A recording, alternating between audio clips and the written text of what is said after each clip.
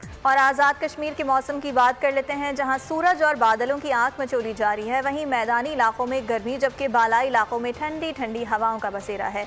मजीद अहवाल बता रहे हैं मुजफ्फराबाद से बशारत मुगल। बशारत, बताइएगा कश्मीर का मौसम कैसा है?